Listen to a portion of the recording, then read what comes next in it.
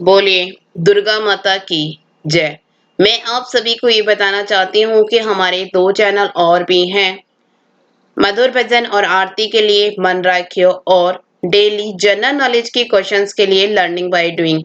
इन दोनों के link description box में दे दिए हैं, एक बार आप जाकर देखिएगा जरूर।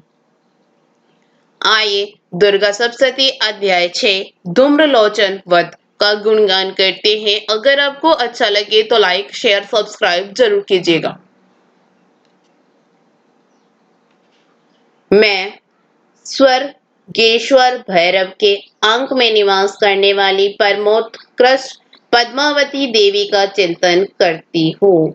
मैं नागराज के आसन पर बैठी हूँ। नागों के फणों में सुशोभित होने वाली मणियों की विशाल माला से उनकी देहलता उदासित हो रही है। सूर्य के समान उनका तेज है।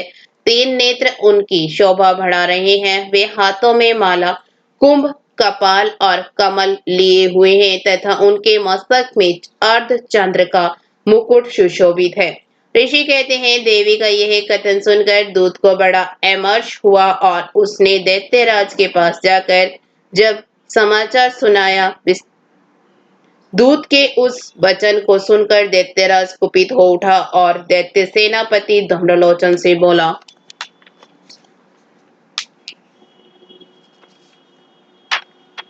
धूम्रलोचन, तुम शीघ्र अपनी सेना साथ लेकर जाओ और उस दुष्टा के केश पकड़कर घसीटते हुए उसे बलपूर्वक यहाँ ले आओ। उसकी रक्षा करने के लिए यदि कोई दूसरा खड़ा हो तो वह देवता, यक्ष अथवा गंधर्व ही क्यों न हो, उसे अवश्य मार डालना। ऋषि कहते हैं सोम के इस प्रकार आज्ञा देने पर वह धूम्रलोचन दैत्य 60,000 असुरों की सेना को लेकर वहां से तुरंत चल दिया। वहां पहुंचकर उसने हिमालय पर रहने वाली देवी को देखा और ललकार कर कहा, अरे तू शुम निशुम के पास चल। यदि इस प्रकार प्रसन्नता पूर्वक मेरे स्वामी के समीप नहीं चलेगी तो मैं बलपूर्वक झोटा पकड़कर घसीटती हुई तुझे ले चलूंगा। देवी बोली, तुम्हें दैत्यों के राजा ने भेजा है। तुम स्वयं भी बलवान हो और तुम्हारे साथ विशाल सेना भी है। ऐसी दशा में यदि मुझे बलपूर्वक ले चलोगे तो मैं तुम्हारा क्या कर सकती हूँ। ऋषि कहते हैं देवी के यूं कहने पर असुर धूम्रलोचन उनकी ओर दौड़ा। तब अंबिका ने हूं शब्द के उच्चारण मात्र से उसे भस्म कर दिया।